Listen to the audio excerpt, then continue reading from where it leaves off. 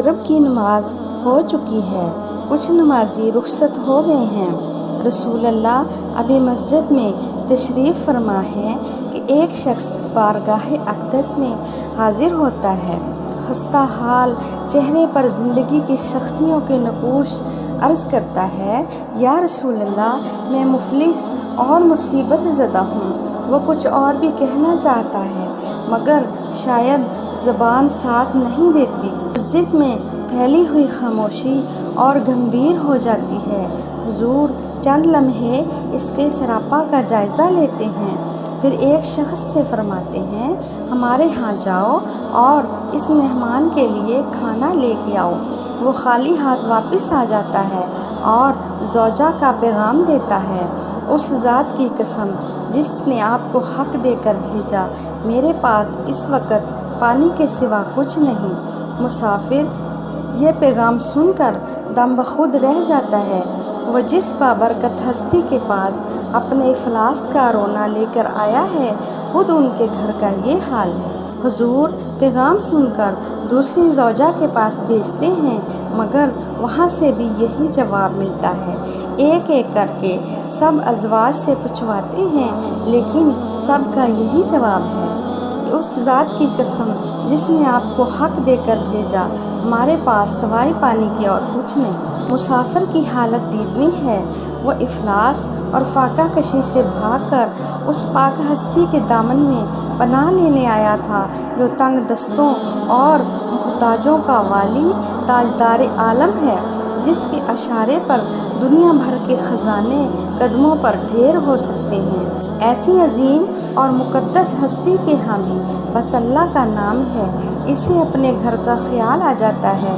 وہاں اتنی محتاجگی تو نہ تھی جب اس نے گھر چھوڑا تھا، اس وقت بھی اس کے ہاں 3 دن کی خوراک موجود تھی، پھر ایک بکری بھی اس کے پاس موجود تھی جس کا دودھ زیادہ نہ سہی بچے کے لیے تو کافی ہو رہتا تھا۔ وہ تو اس خیال سے حاضر ہوا تھا کہ حضور کے آگے دامن پھیلائے گا، وہ جن کا جود و کرم ہوا سے بھی زیادہ بے پایہ ہے، ان کے فیض کرم سے کھٹن زندگی آسان ہو جائے گی۔ لیکن یہاں تو عالم ہی اور ہے، اسے اپنے وجود پر شرم آنے لگتی ہے۔ اچانک اسے آقائے دو جہاں کی آواز سنائی دیتی ہے۔ حضور فرما رہے ہیں، آج کی رات اس شخص کی میزبانی کون کرے گا؟ ابو طلحہ انصاری اٹھ کر عرض کرتے ہیں، اے اللہ کے رسول، میرا گھر حاضر ہے۔ پھر اس شخص کو ساتھ لے کر گھر آتے ہیں۔ بیوی ام سلیم سے پوچھتے ہیں، کھانے کو کچھ ہے؟ رسول اللہ کے ایک مہمان ساتھ آئے ہیں۔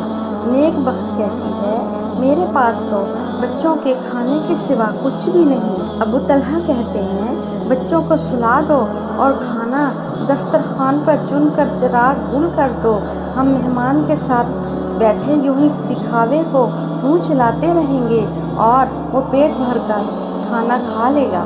ام سلیم ایسا ہی کرتی ہے۔